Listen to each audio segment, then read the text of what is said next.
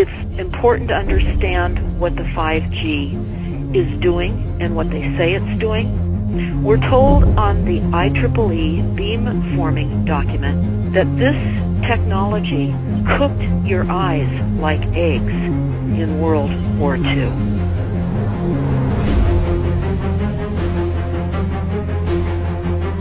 And you all need to understand these are military weapons. These are assault frequencies. If you garner nothing more than that, that's what you need to know. It's microwave radiation warfare, is what this is.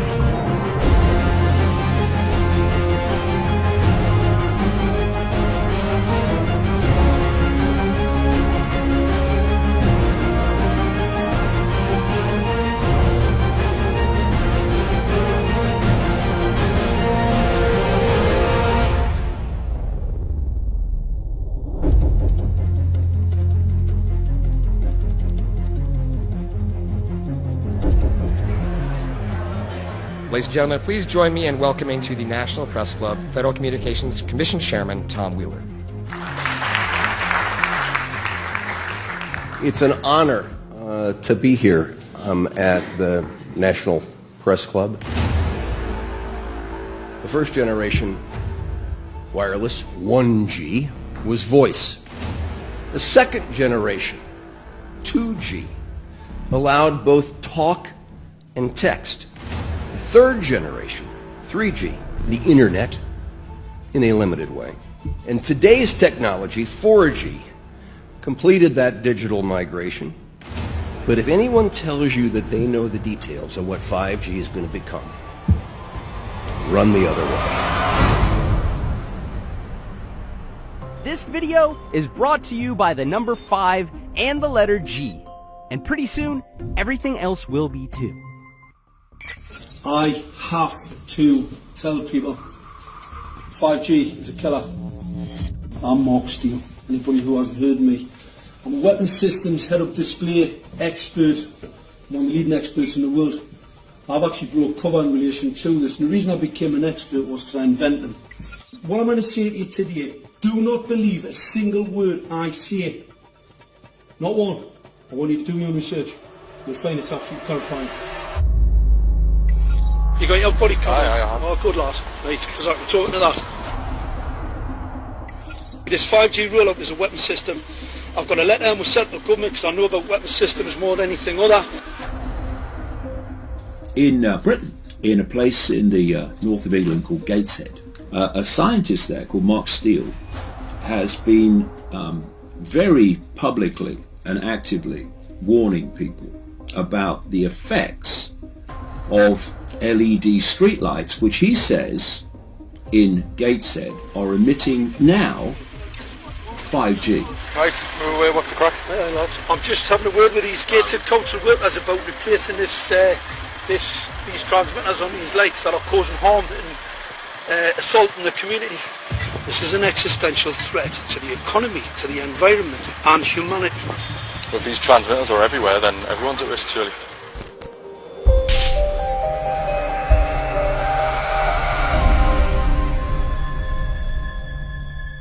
There's a lot of confusion about what 5G is.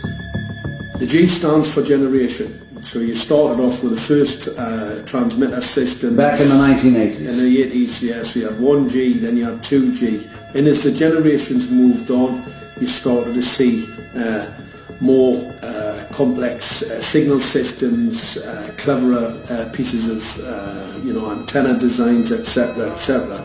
So the whole thing became more data, quicker downloads, etc., etc. However, 5G is something completely different. Right, let's get a breakdown. Let's tell the people what this really is. This is the 5G transmission device. Blinking heck, that's a hell of a beast, that, isn't it? These are the uninsurable transmitters. Just get a good look at that, guys, because obviously I know there's quite a few experts who want to see more detail about the transmitters and the chipsets. Just have a good look, boys. This is the control management system masquerade. There's an antenna there, you see that? What is this phased array antenna here? What's that? This is for phased array, alright? As you'll see, it's got a driver, it's got some chip there. It's one chip. Look at the chipsets on this. This is your dystopian world. What did Gateshead Council say? I'll tell you what, I think we better send some of these educated fools back to school, or just send them to prison. Whichever's the easiest. I think prison's probably better. Alright, that's 5G, guys. That's 5G hardware. You must consider the whole part played by electricity in nature. Human beings cannot go on developing in the same way in an atmosphere permeated on all sides by electric currents and radiations. It has an influence on the whole development of man. This life of men in the midst of electricity, notably radiant electricity, will presently affect them in such a way that they will no longer be able to understand the news which they receive so rapidly. The effect is to damp down their intelligence. Such effects are already seen today. Even today, you can notice how people understand the things that come to them with far greater difficulty than they did a few decades ago. Rudolf Steiner, 1924. Rudolf Steiner noted that in 1924, since then our atmosphere has become far more permeated with electric waves of widely diverse types. There's no doubt now that electric waves, electromagnetic forces, cause direct biological effects. There's thousands of peer-reviewed papers on this subject. There's no doubt about it. But what are these effects? How are they affecting us? What can we do about it? We're now at a stage where we're putting in what's called 5G, which is a special type of broadcast for high-density information transfers. And it turns out that this is the same frequency bands that are used in crowd dispersal weaponry.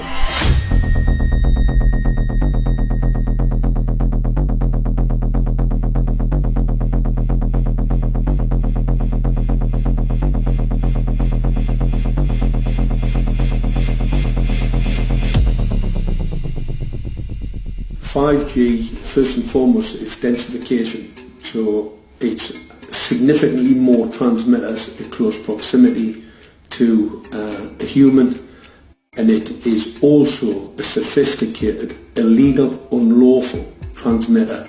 What I mean by that is it is a high-gain dielectric lens antenna, and what that allows 5G transmitters to do is to 3D map its environment in your home.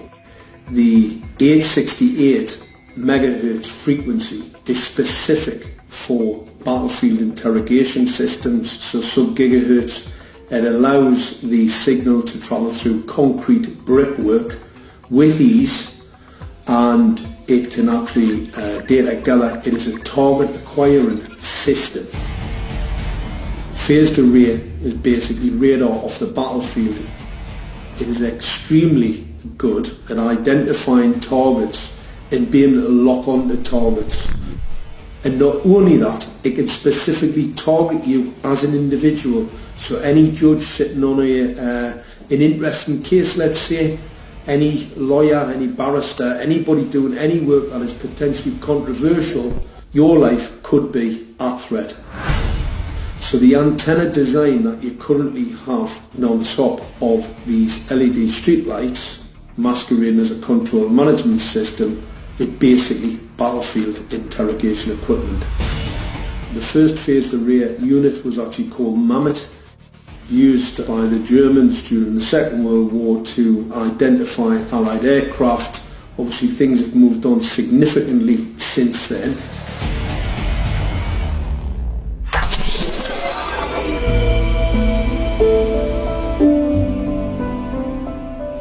Well, I joined the Royal Navy in 1960, and I specialised in microwave warfare. Radar, obviously, which uses microwave, but they don't just teach you radar, they teach you all about microwaves and other uses. So I understood about microwave warfare and how it can damage people, how it can harm people. Microwaves then were used as weapons, as they are today. It is a perfect stealth weapon, and when governments don't like a group of people, For instance, the ladies who protest at Greenham Common in England about the American missile base they camped, they were microwaved. We microwaved Catholics in Northern Ireland to make them sick. It goes on all over the world. And it's a weapon that you don't know you're being targeted because the dose is very, very low, which is actually more dangerous than a high dose. It's very, very low, and it may take a year or two, but you can cause neurological damage and cancers with low-level microwaves, and you can make all your opponents sick. It's a perfect weapon for a government. Our impulses are being redirected. We are living in an artificially induced state of consciousness that resembles sleep. Their intention to rule rests with the annihilation of consciousness.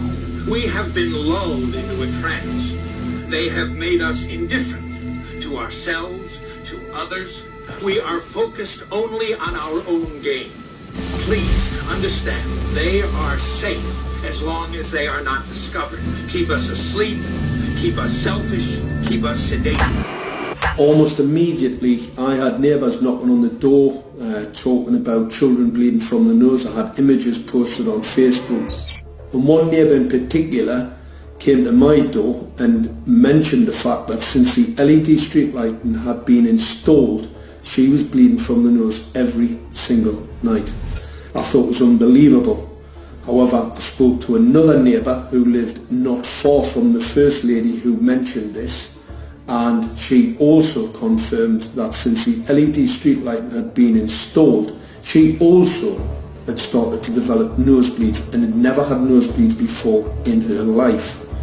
That then put me on a journey to investigate. I measured microwave radiation levels from the transmitters on top of the LED streetlights. The basic 868 megahertz, it was significantly higher than the current Council of Europe 1815 resolution, which is a maximum of 600 millivolts. I've measured up to over 3,000 millivolts.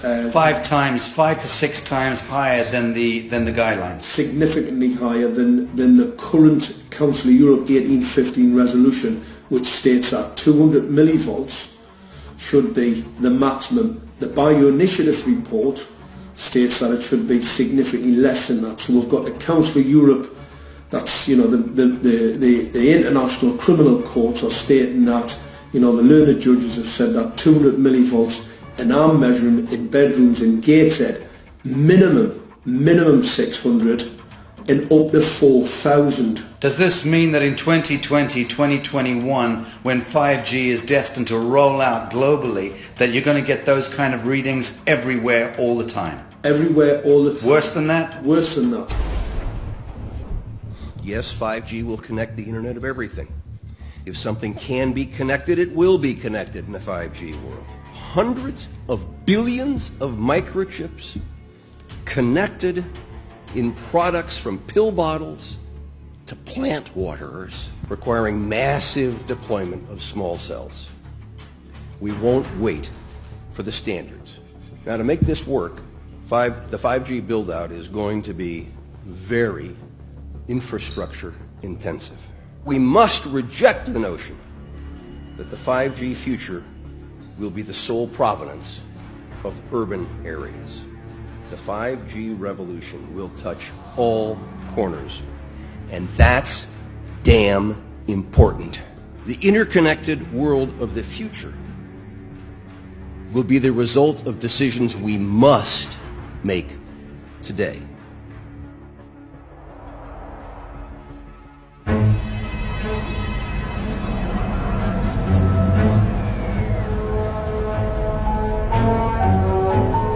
The main issue before us today is Senate Bill 637 and Senate Bill 894, the former by Senator Hune, the latter by Senator Knopf. We're going to invite the first 4 witnesses in support of the legislation, and that would be John Jones with Sprint, David Lewis and Andy Emerson with AT&T, Neil Krevda with Verizon, and Frank Iacovetti Jr. with T-Mobile. So be straight with me. Is it true? It could be. No, well, come very, on. very no few scientific cases. proof There at was all. an unfortunate It's really a incident out in complicated Iowa. situation. Look, gentlemen, practice these words in front of the mirror. Although we are constantly exploring the subject, currently there is no direct evidence that links cell phone usage to brain cancer.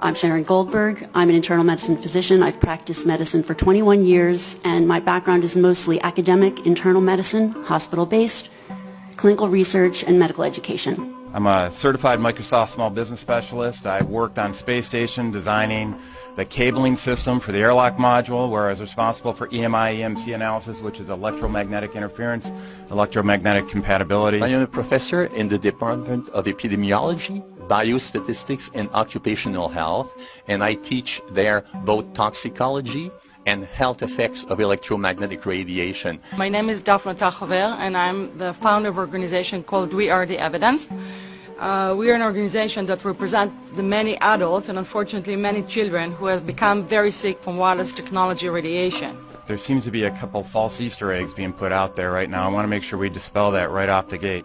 The effects of wireless on health scientifically are very, very clear. So it's always pushed back to the definition of an acceptable level of radiation. And that's what this is, by the way. This is about radiation. Wireless radiation has biological effects, period. My name is Dr. Angie Kolbeck. I've been reviewing the studies showing the impacts of wireless radiation on our health, and there are now thousands of studies showing the following adverse health impacts to wireless radiation: cancer, oxidative damage, DNA damage, DNA failure. Things like memory, dizziness, anxiety, brain fog. Headaches, nosebleeds, cognitive problem, exhaustion. We have evidence of DNA damage, cardiomyopathy, which is the precursor of congestive heart failure. Short and long-term memory loss, decreased attention spans, lower reaction times, even involuntary contractions of muscles causing misalignments of spines and jaws. Breast cancer. We suddenly have breast cancer in women who have no DNA predisposition. Disrupted immune function and change in stress proteins, reproductive and fertility effects. There are dozens and dozens of studies that show beyond any doubt what this radiation is doing to our sperm. Now, if you take the cell phone out of your pocket, the sperm will recuperate within 3 to 4 months. What would not recuperate would be the damage to the DNA of the sperm. That is irreparable. The wife of the ex-governor of Indiana was diagnosed with glioblastoma. Same brain tumor Ted Kennedy had and John McCain had. Did you look at John McCain's car? This is a cell phone brain tumor. LeBron James, one of our sports people, had a salivary gland tumor. That is another cell phone tumor. You didn't hear about it because immediately after that was discovered, he was paid by Samsung to become their spokesperson. We are seeing increases in brain tumors. We're seeing increases in Alzheimer's. We're seeing increases in all of the neurotransmitter diseases, ALS, Lou Gehrig's disease, Parkinson's. These are all disease systems that are known to be associated with low-level energy exposures. We talk about 24/7, around-the-clock exposure, wherever you are and your whole body. You never get away from it. And it seems from our studies that maybe your immune system can cope with for a time, but it will deteriorate. Then the irradiation will definitely damage cells at their deeper level, and the question is what will then happen? These are out of peer-reviewed papers, so these are not just hypochondriacs thinking that they're doing it. We're having real problems with this. This is no longer a subject for debate when you look at PubMed and the peer-reviewed literature. These effects are seen in all life forms: plants, animals, insects, microbes. So 5G is not a conversation about whether or not these biological effects exist. They clearly do. There is scientifically evidence that is so strong that you can be certain that the standards used by the SCC to manage health effects are wrong. We need to start measuring how much radiation are people being exposed to. before we roll out 5G, there are 4 kinds of electromagnetic fields that we know are harmful to human health. So radio frequency radiation, magnetic fields, dirty electricity, and electric fields. Okay? Our exposure, any given person, and all humans are affected by EMFs. What is our exposure in a day? It's not one cell phone. It's cell phones, it's multiple wireless networks, it's smart meters, it's cell towers. It's this sandwich, and it all adds up. The data we're going to look at are all published science, testing results, or public standards. At the bottom end of the radiation scale of what's called power density, or signal strength, is the minimum level at which cell phones will work, which was found to be 0.2 billionths of a microwatt per centimeter squared. Pine needles were found to age prematurely at 0.000027. At short-term exposures of 0.05, children aged 8 to 17 experienced headache, irritation, concentration difficulties, and behavioral problems. 0.1 is the Biobiology or Building Biology Guideline for extreme concern. 1.0 produced sperm DNA fragmentation and a decrease in sperm viability in vitro. Also at 1.0, the science shows the following bodily effects can occur: headaches, dizziness, fatigue, insomnia, chest pain, difficulty breathing, and indigestion. 2.5 saw altered calcium metabolism in heart muscle cells. 4.0, changes in the hippocampus affecting brain memory and learning. And at 6.0, DNA damage in cells. So, where are smart meters on this list? Electrical Power Institute in December 2010 measured a single Itron smart meter with pulses up to 7.93 microwatts per centimeter squared. Our own testing indicated approximately 8.0 with 1 meter. These tests are at a close distance, approximately 1 foot away from the meter, but an infant's crib could be just as close on the other side of the wall where the meter or bank of meters are installed. Even though there are all these known health effects at levels far lower, Switzerland, Liechtenstein, and Luxembourg see fit to set the standard at 9.5. And China, Poland, and Russia, 10.0. This is the same level at which behavior has been altered, producing reflexes of avoidance following 30-minute exposures. A room of 12 smart meters, very common and even a conservative number in an apartment building, tested at 19.8 microwatts per centimeter squared. This is hundreds of times higher than levels which clearly indicate harmful effects. So how can utilities and governments get away with forcing these devices on everyone? This is how. In Canada and the US and several other civilized countries, the safety limit is set at 600 to 1,000 microwatts per centimeter squared. This so-called safety limit is literally tens of thousands of times higher than levels which are known to damage health, according to peer-reviewed published science.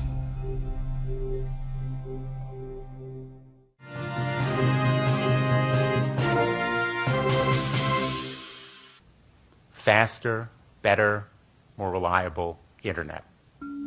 That's the promise of 5G technology, but there is also the peril. Health hazards associated with radio frequency that is higher also and requires more transmitters and antennas. And the stark, simple fact is the health hazards are unknown and unstudied. And that is a sign of neglect and disregard on the part of the Federal Communications Commission that seems unacceptable. There have been no answers so far. The FCC basically has said everything's fine, but in order to reach a conclusion about the health and safety of this new technology, we need facts. Mr. Chairman, thank you for having this hearing. 5G, as you well know, also uses higher frequency waves that don't travel as far and will rely on a network of hundreds of thousands, potentially millions of small cell sites. And the question then is, are there any health implications, any public safety implications to those additional sites that are likely to be located close to homes, schools, workplaces, and closer to the ground? Correct? Correct, Senator. Yes. So my question for you, particularly Mr. Gillen and Mr. Perry, how much money has the industry committed to supporting additional independent research? I stress independent research. Is that independent research ongoing? Has any been completed? Where can consumers look for it? And we're talking about research on the biological effects of this new technology. Thank you, Senator. I think, thank you for your focus on the issue. Safety is paramount, and as you alluded to, we rely on the expert agencies. We rely on the findings of the FDA and others as to the requirements to keep all of us safe.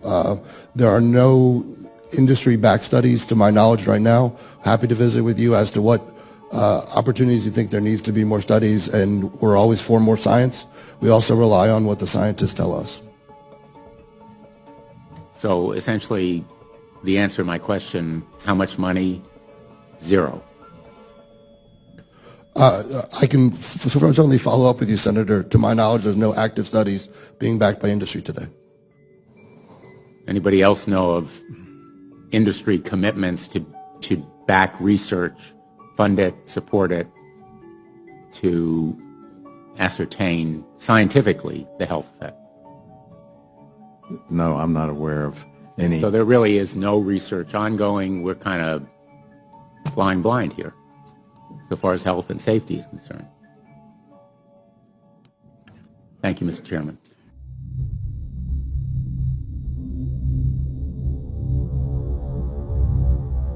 You're a trained medical professional. Yes. We don't have one on the panel. What are we to make of the American Cancer Society, for example, telling us there's no evidence of harmful product? Many of these organizations have conflicts of interest. Very briefly, if you can, what do you mean by conflict of interest? One of the first things that you teach residents is that you always have to look at the funding. There's a tremendous amount of sponsored research by people who are hired to do studies to find no effect. And that's plagued this field in a number of countries. The radio frequency radiation work that we did was supported by Motorola. The relationship was really very cordial and very stress-free, but only up until we started generating data. These folks were very, very upset and began to talk about how are they going to handle this, what sort of spin can we put on this, what can we expect from this, and from that point on the relationship changed.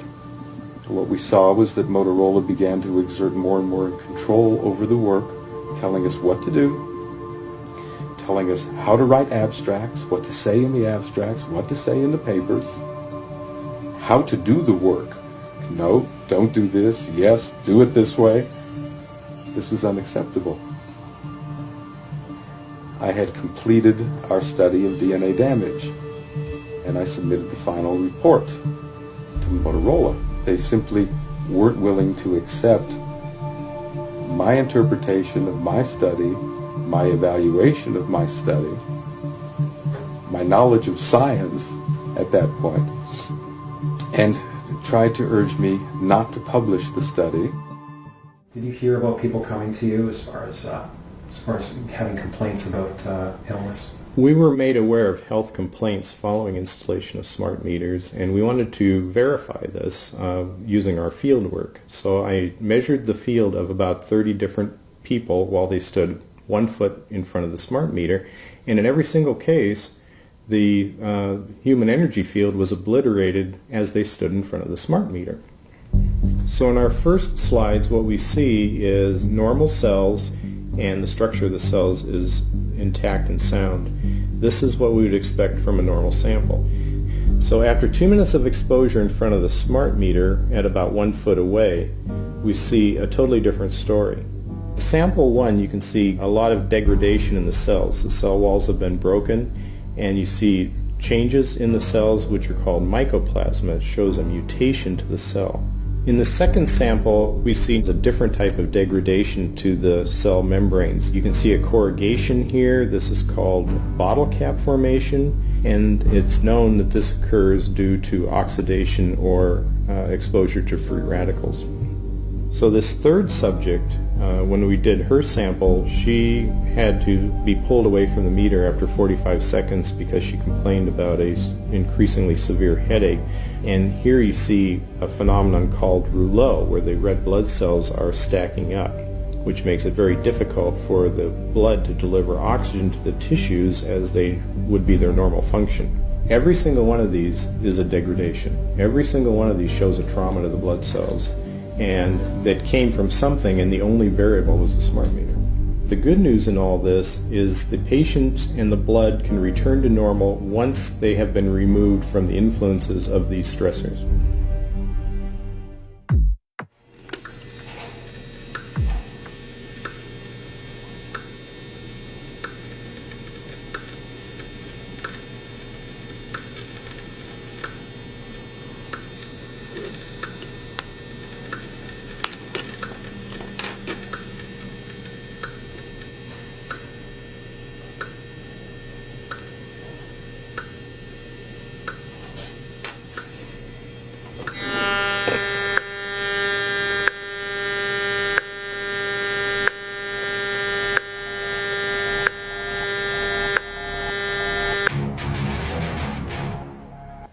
Some of the effects that we can look at, well, one thing is just our regular Wi-Fi, 2.4 gigahertz. That's in the same range as microwave ovens, which are also called radar ranges, because that is radar. 2.4 gigahertz is interesting. It's not the peak absorption rate in water for microwave frequencies, but it's at a point where it allows full penetration, because if it came in at the peak, it would prevent the insides from getting warm. So that's with basic Wi-Fi. Now when we look at 5G, 60 gigahertz, this is what they call active dispersal sort of weaponry, just keep people back. It burns the skin. It doesn't penetrate, but 60 gigahertz is the frequency of oxygen molecule absorption. Since they have electrons that they share with each other, what we breathe is actually O2, pair of oxygen. So being bombarded with 60 gigahertz could very well impair our oxygen absorption rate in our body, and thereby the whole basis of our living system. Martin Pall says, putting tens of millions of 5G antennas without a single biological test of safety has to be about the stupidest idea anyone has had in the history of the world.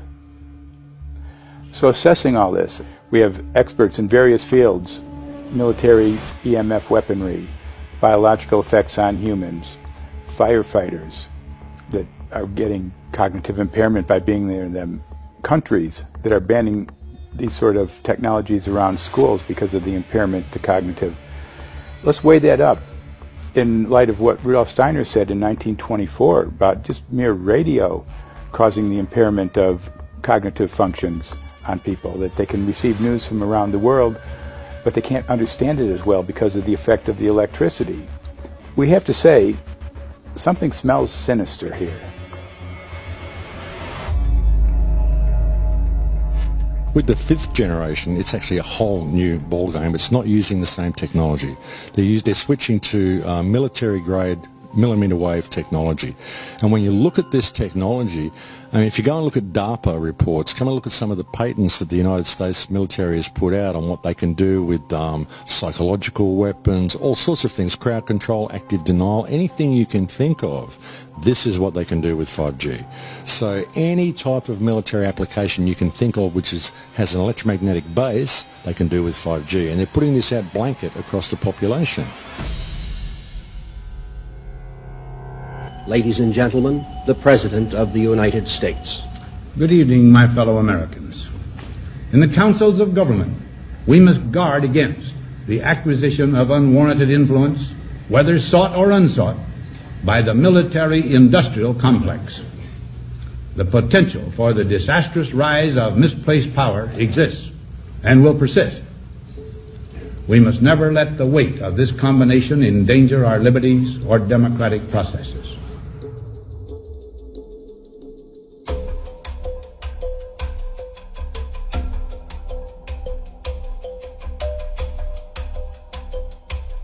FCC is a capture agency. They probably conducted what I believe to be the biggest fraud on the public ever conducted.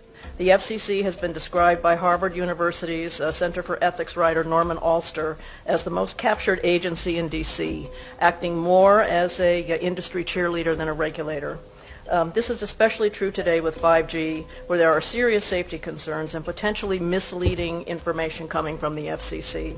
For example, the previous chairman of the FCC is Tom Wheeler. He was the head of the Wireless Lobby Association for 14 years. Now remember, Obama told us there would be no lobbyists in his administration, so he took the biggest lobby and put him as the head of the FCC. And that's damn important.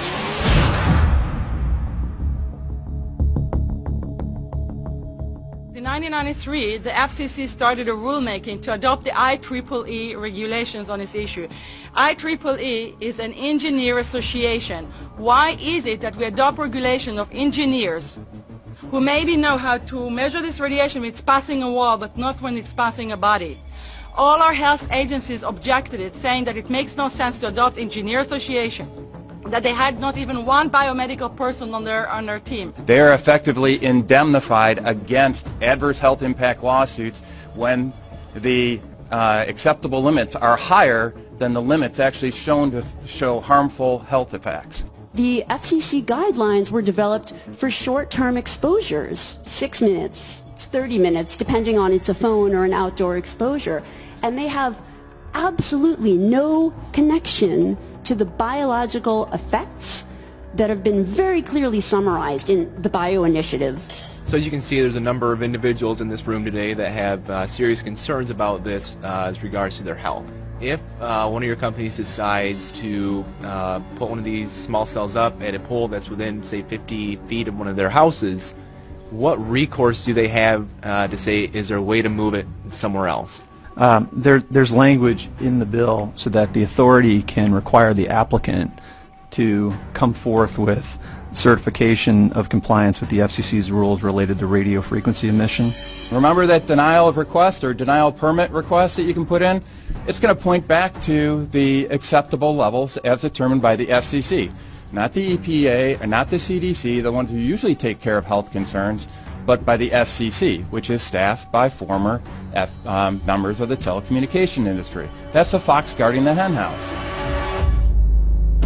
It's a fact that most insurance companies will not indemnify against EMF effects. Telecom companies around the world are warning their investors of potential major costs due to real or alleged risks of EMF pollution from their products. Interestingly enough, they're warning their investors, but they're not telling their customers. They're basically keeping it quiet because that's where their money comes from. So we're using technology that could be very potentially harmful to us, and the investors know it. But their only worry is that they might lose money, not that our health might be affected. First of all, I think what you should really think about is why is it that they're not insured? It's not that they chose to be self-insured. They actually rejected by the insurance company from being insured because they understand the risk. And so the insurance companies, the big insurance companies, will not insure the telecommunications? So there's insurance companies, and then there's what's called secondary insurance companies. Secondary insurance companies are the insurance companies that insure the insurance companies. So in an event that insurance company, let's say I insure Verizon, and it may not be able to meet the claims, then the secondary insurance company is kicking in. Like Lloyd's of London. Sorry? Like yes, Lloyd's of exactly. London. So two leading ones would be Lloyd's of London and Swiss Re. Both told the insurance company not to insure the wireless industry, and this is why they're not insured. And that should give you a hint. Now, this is exactly why they have to prevent a health lawsuit. And how did they prevent lawsuit? That goes back to Section 704.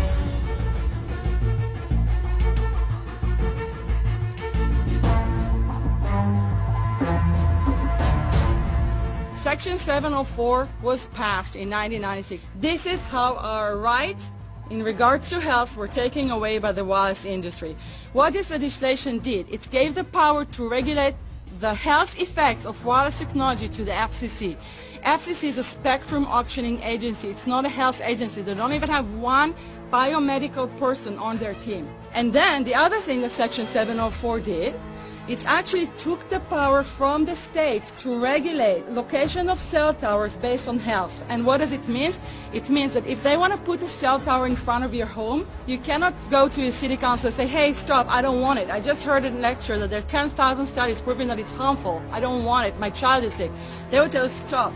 You're not allowed to mention this in the city council because Section 704 says that if you will, and if the application will be rejected, the city will be sued, can be sued by the wireless industry.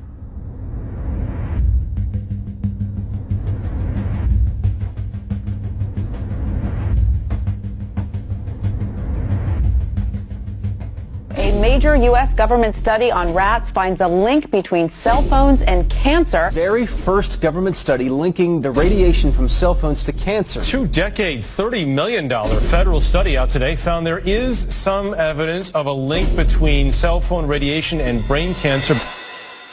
Professor, what is the NDP? I've heard that study several times. NDP is what? So it's a $25 million study on rats and mice that was supposed to demonstrate that there were no effects of radiation below thermal.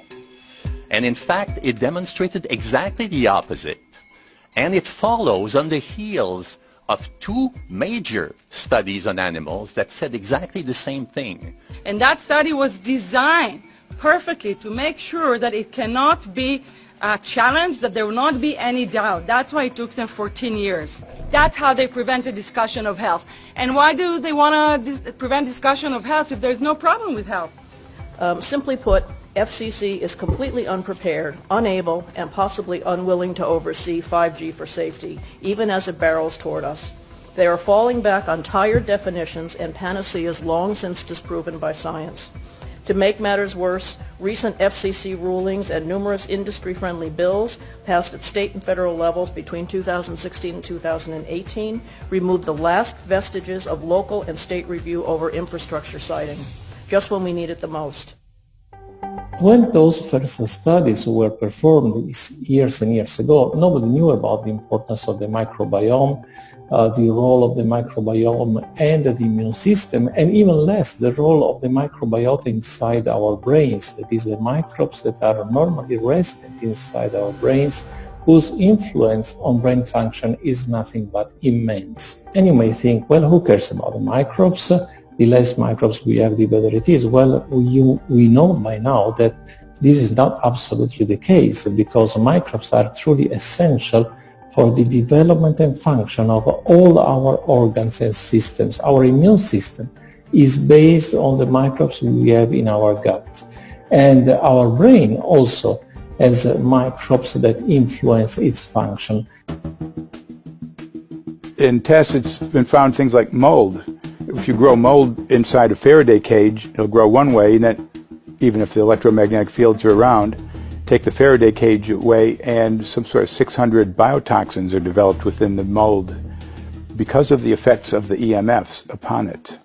Electromagnetic fields, even of weak quality, have an effect upon our microbiome, which is really essential to our whole being. This is going to eviscerate microbial DNA inside human beings, which is our effective operating system, number one. So it may not impact human DNA in laboratory experiments right now, and they're saying it doesn't impact human DNA. But given that human DNA is less than 1% of the cellular DNA in the human body, the rest of the cellular DNA is microbial, and we know that this will eviscerate microbial DNA. So we're talking about a takedown of the operating system of human beings. Exactly. I couldn't have put it better myself.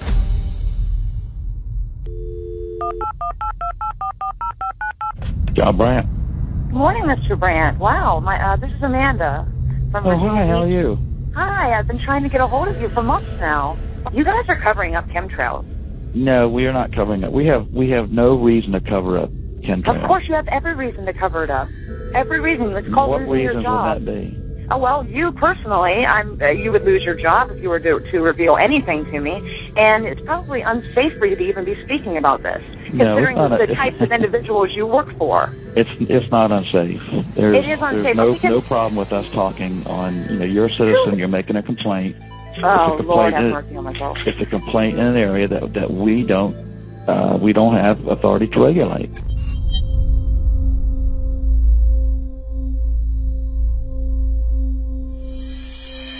So the connection between chemtrails and 5G. It's all interconnected. The metallized particulates that would allow the 5G phased array, so basically the radar that would allow it to be able to identify you, so it can watch you, it can identify you in your own home 24 hours a day, 7 days a week.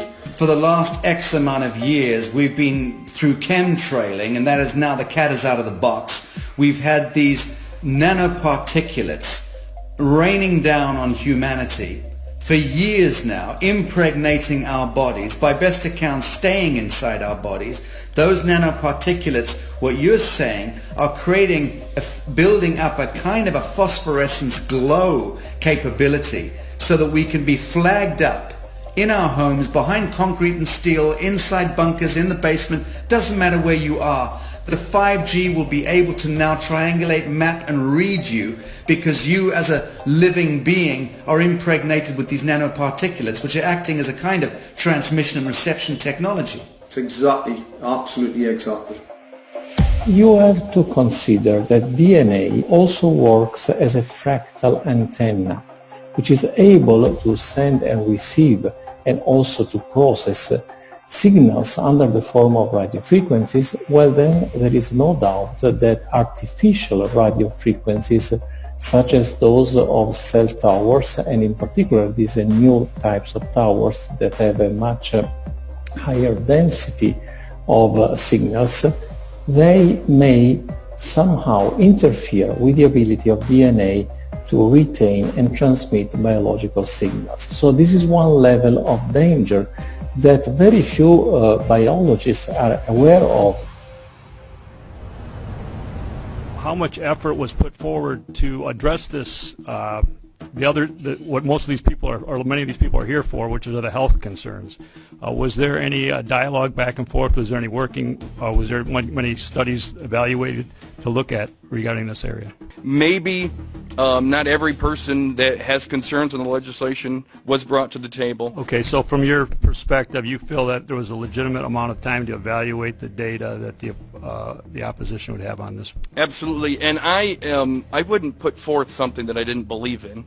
And I'll tell you, as I mentioned earlier, and it's been commented several times amongst the panel here, this is truly an economic development issue. Our 3-year-old, again at home, is outraged when we pull out the driveway and he's not able to access Wi-Fi.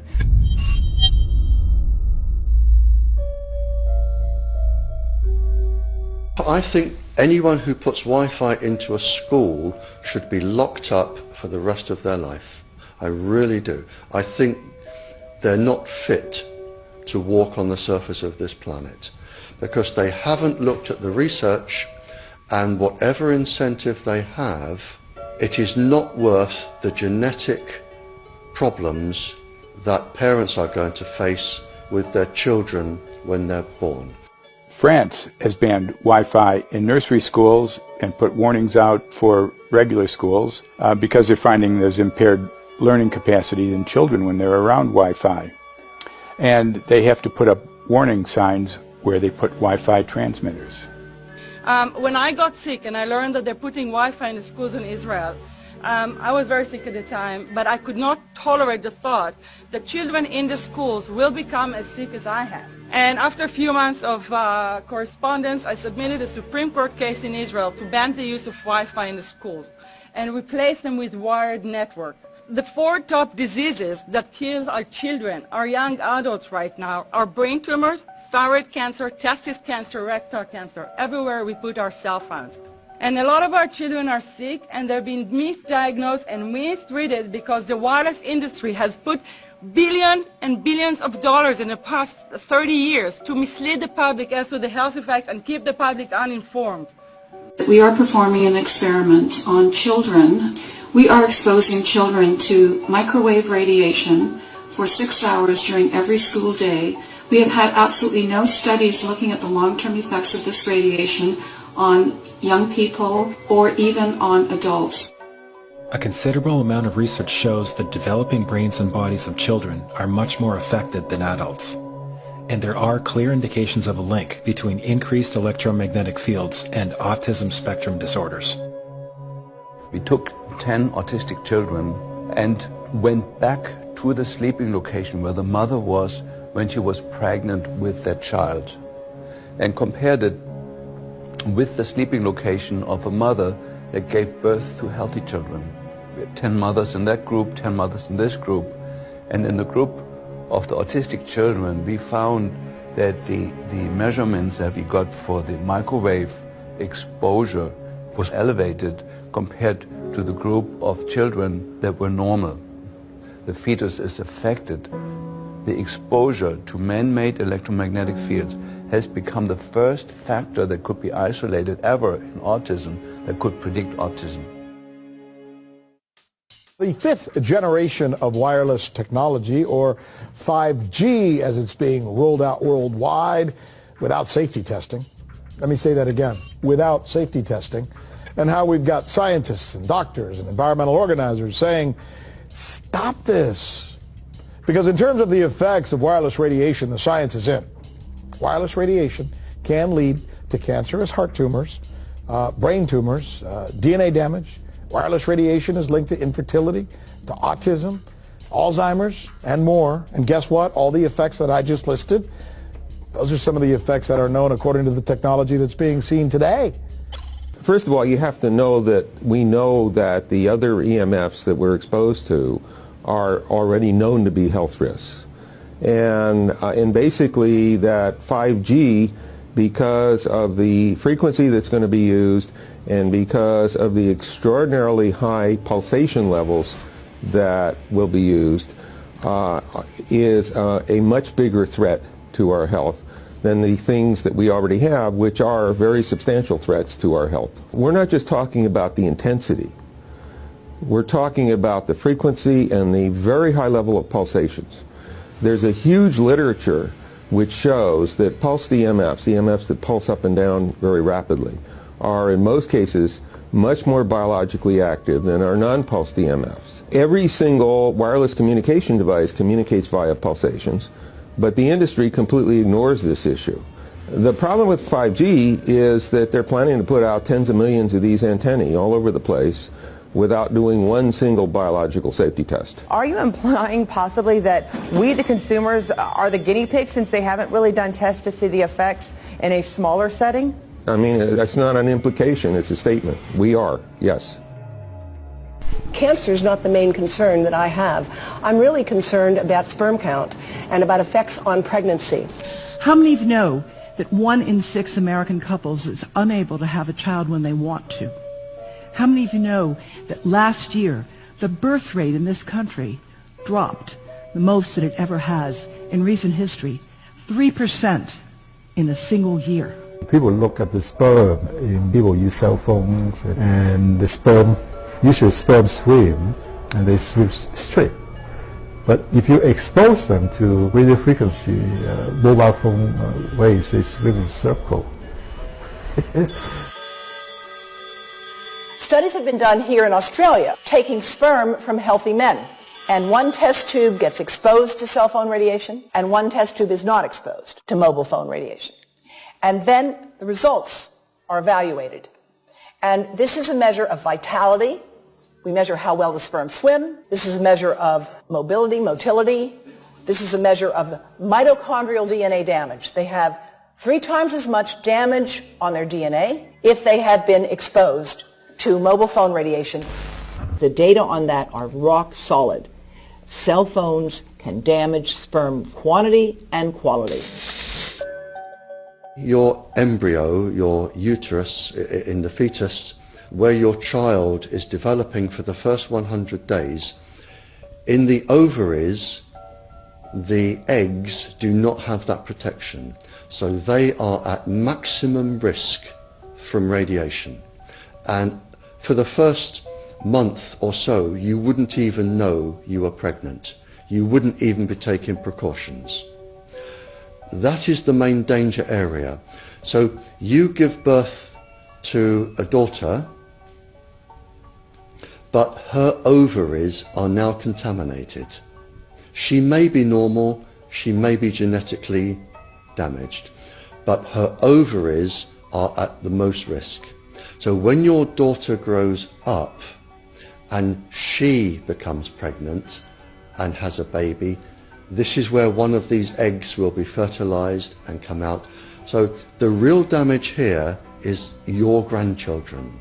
That is where it is going to show most. Do you think that there is a chance that within the third generation of females they may be irreversibly sterile? Not in the third generation, but in the fifth generation, and that would for humans be something in the order of 150 years ahead of us. And of course, then it's too late to say that you are sorry, and it's very too late to say stop. There is a wealth of papers. I mean, we're talking about thousands of published papers in the scientific literature, few of which, or sometimes none of which, have entered the official documentations from authorities and likewise. So I think it's really time to have an independent compilation of data. Such was done at August 31st, 2007 in the form of the Bioinitiative report, of which I was one of the authors. And then we put together approximately 2,000 scientific references on a little bit more than 600 pages, clearly saying that if you, for instance, if you are a rat or a mouse or a cell or a molecule, you should definitely not allow yourself to be exposed to this. And in the meantime, we have this full-scale experiment using our own kids.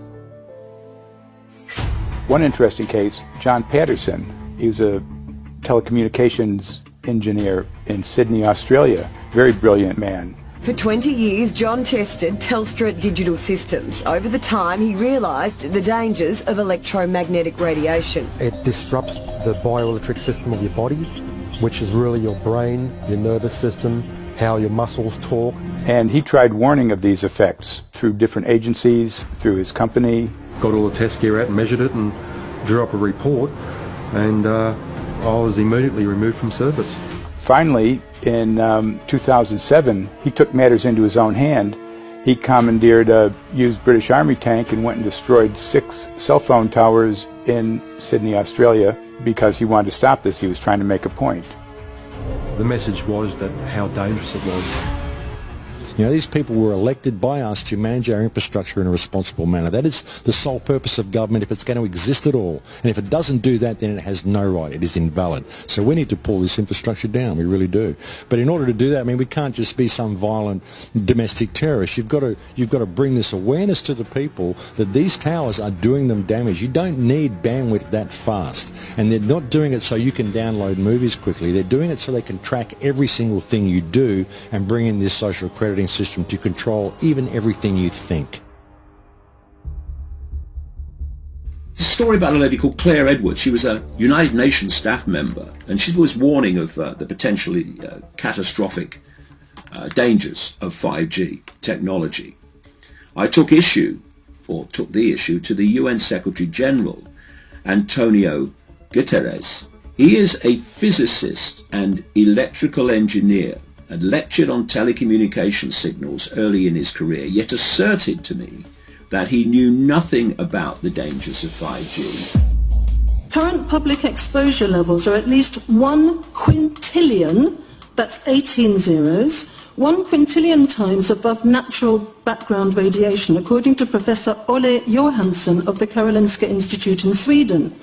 The highly dangerous biological effects of EMFs have been documented by thousands of studies since 1932, indicating that we may be facing a global health catastrophe orders of magnitude worse than those caused by tobacco and cigarettes. 5G is designed to deliver concentrated and focused electromagnetic radiation in excess of 100 times current levels in the same way as do directed energy weapons. There is currently an international appeal signed by 237 EMF scientists from 41 nations urging the UN and particularly the WHO to exert strong leadership in fostering the development of more protective EMF guidelines, encouraging precautionary measures and educating the public about the considerable health risks, particularly the risks to children and fetal development.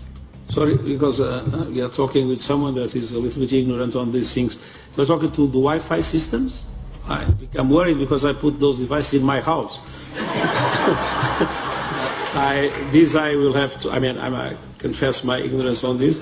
We will have to, but I'm going to raise this with WHO, which I think is the organization that might be able to deal with it properly, because I must confess I was not aware of that danger.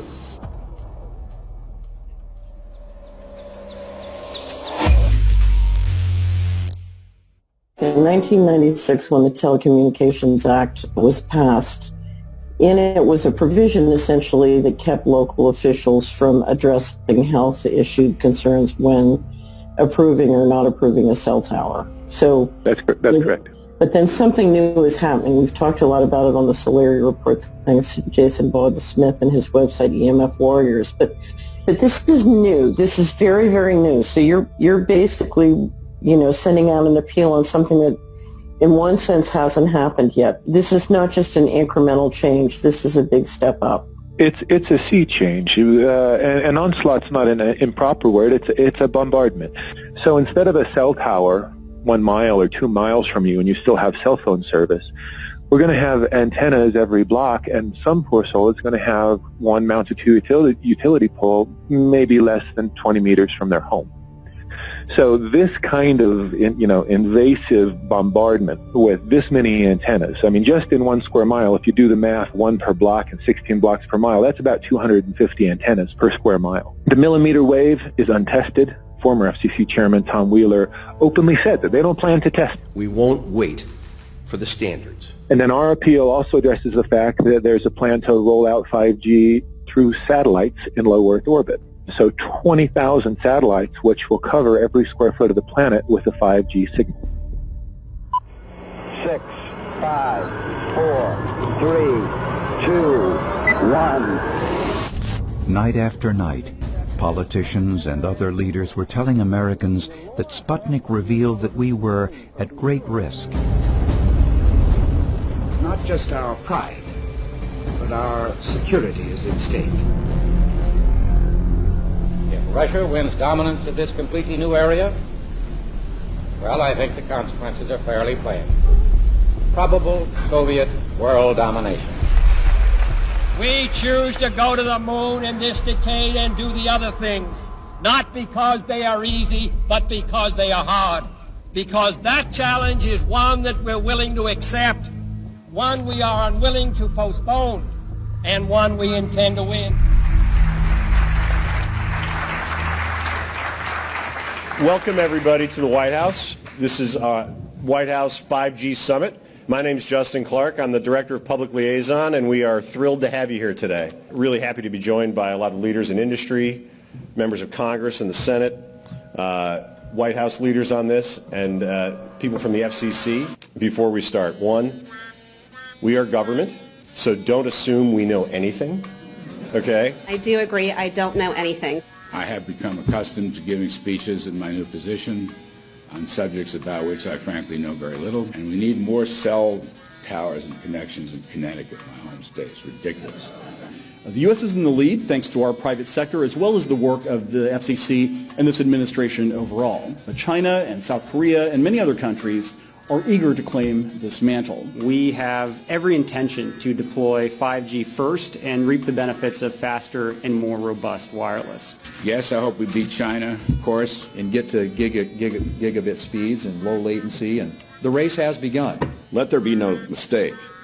The race to 5G is a sprint. Winning the global race to 5G, it's a national priority. We must bear in mind the national security implications of winning the race on 5G. Today we're talking about the importance of being first in 5G, continued commitment to putting America first in the race to 5G. We're calling it America First, 5G First. Well, our strategy is called the 5G FAST Plan, a plan to facilitate America's superiority in 5G technology. Connected devices for health applications, which I love, has the capacity to make people healthier, as I understand it, a lot of medical applications. The industry is not asking the government for money to build 5G networks.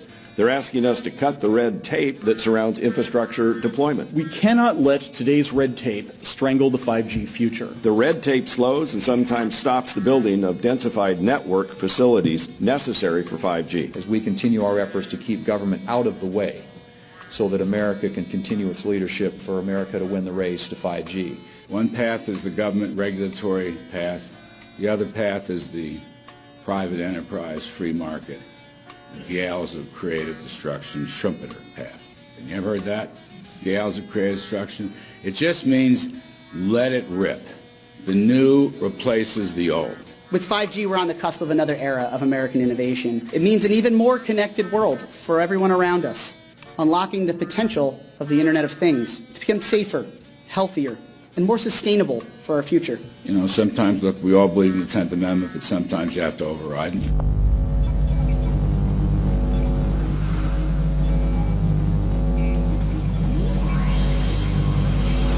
By the way, the 1996 bill permits that kind of override. We're not here to be completely heavy-handed, but sometimes you've got to do what you've got to do. And some of these states or cities that don't want to cooperate want to shake us down. We can't allow obstacles and barriers to stop this movement. That's all.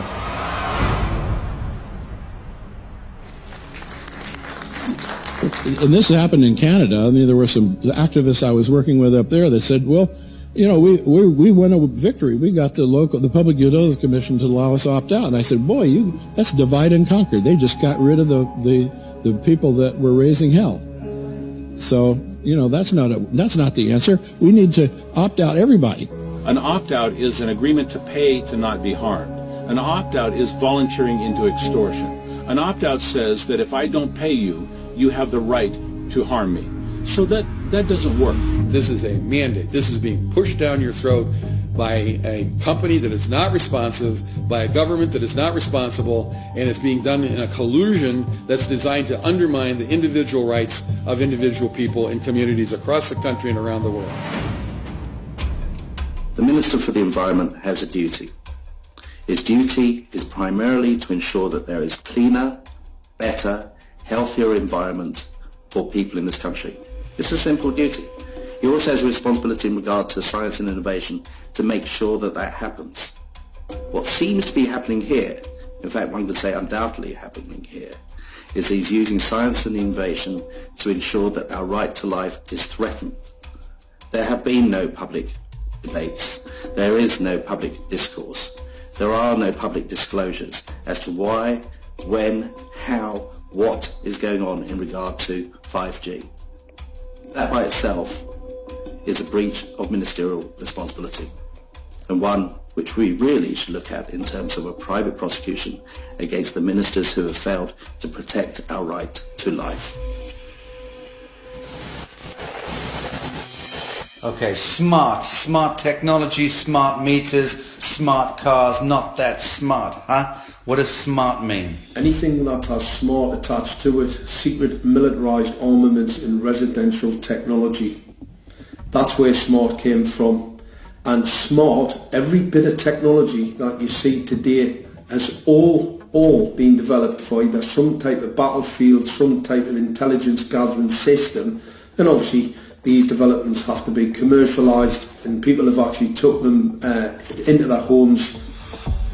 The definition of a smart grid is a wireless system that will fundamentally turn every single appliance in your home into the equivalent of a transmitting cell phone. That's every computer, every television, every furnace, every air conditioner, every coffee machine, every printer, every single appliance that you have in your house will eventually, in a smart grid, have an antenna that's embedded into it that will transmit your usage data to a smart meter on the outside of your home that will then transmit your usage data to another tower receiving a usage signal that will then go to the utility company for supposedly billing purposes.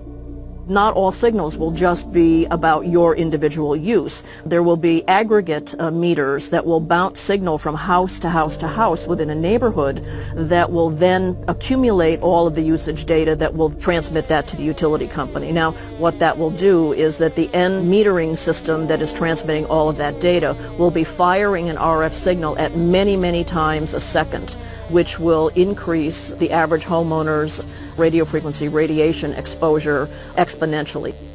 This picture shows some aphids on the leaf of an orange tree shortly after radar equipment was installed at a nearby airport a number of years ago. I noticed that every few seconds all the aphids would tense up in unison and do sort of a little dance, as you see in the picture. Upon further investigation, I found that the interval of time between the activity of each dance coincided exactly with the rotation of the radar rotor device at the airport, which was a distance of approximately 14 miles. The antenna arrays create this steerable beam, which helps concentrate the energy. The beams get pointed at the user. What's a MIMO tank? Massive in, massive out. British government have got a plan to roll 400,000 out. This is so that you've got 5G in every nook and cranny, every part of the countryside, so that you can have autonomous tractors, believe it or not. However, those transmitters, these are radar. It is phased array radar. Though that radar signal sweeping the countryside will kill every pollinator, every biological structure, it will sterilise livestock, it will kill the ground, consequently land won't have a value, obviously farmers will die, the community will be under attack. The community will be under attack. If we can't produce food, if we kill all the pollinators, we're in serious trouble. The takeaway is that 5G, the $1 trillion rollout of 5G by our friendly local government, is definitely a weapon system masquerading as a modern efficiency technology. It most certainly is, and what I put it down to, it's economic terrorism. There is no value, nil, in killing off your population, in destroying your ability to grow food, to kill all your pollinators. They may have a nice financial number on a piece of paper, but in reality, dementia, diabetes, all the things that are currently crippling the NHS, a burden on the country, illness, mental health issues, the focus of that cause can be identified and has been identified in the science. The science is proven. The epidemiological data that we're seeing on the street is now substantiating that science. The DNA inside you, the mitochondrial DNA, you can trace unchanged to your mother, her mother, her mother, right the way back to the beginning of the human race in Africa, the Stone Age. It is unchanged, the mitochondria, and that is being unchanged in your children, which means if you damage it, your child could be genetically damaged, then her child, and her child, and her child, forever. You are condemning the future generations of every single child. There is, however, a light at the end of the tunnel, or there is some ray of hope. Thanks to the principles of biological quantum entanglement that we have learned how to exploit in the field of biology and medicine, now we can transfer the information from the microbial DNA to the human DNA. And in so doing, we can train, so to speak, the microbes to withstand whatever extreme condition they are exposed to, including this new technology. And then we can train them to transfer this resilience of theirs to our DNA. So let's say that there are good reasons to be worried about the introduction of these new technologies, but fortunately, since the knowledge in the field of quantum biology, in the field of microbiome medicine is advancing as fast as potentially harmful technology, then we can exploit this knowledge to protect ourselves from any real potential or perceived danger from these new technologies. I've met with molecular and cellular biologists, with blood microscopists, with weapons development experts, frontline activists and researchers, and all the stories I'm hearing from these experts and pundits leads to the same thing. 5G is almost certainly the end game. It is an extinction event brought into our homes, into our classrooms, onto the high street, into the very cells and DNA in our human bodies. It is such a perilous threat that it is almost impossible to imagine, let alone describe. When the 5G signature goes live, it will tap into a multitude of satellites which are in geosat orbit around the surface of the Earth. Millions of surface antennas will pick up that signaling and will then scatter the signaling into hundreds and hundreds of millions of different micro antenna systems set up on street lamps and even in your home, which you're not aware of incidentally. The LED light bulbs in your home invariably contain the micro or nanotech lens flare capacitors which will receive the 5G signaling, and it will proliferate the 5G signaling everywhere by exploding the signal into billions of photons which will target everything all at the same time. This is stealth technology. This is invisible science. But what it means in simple terms is that you will be flagged up, visible, trackable inside your own home. Anywhere you move on the surface of the Earth, they will have a lock and load tracking capability over you. You will be visible to invisible masters, each one of us, all the time. Today, our governments and the corporate sector have managed somehow to infiltrate the mainframe of our civilization and are pushing through a $20 trillion infrastructural rollout without any, and I mean without any, health science running behind it. There have been no tests. Your government and your health authorities are either in collusion on this matter of genocide and ecocide, or they're just damned stupid, and I would suggest it is the latter.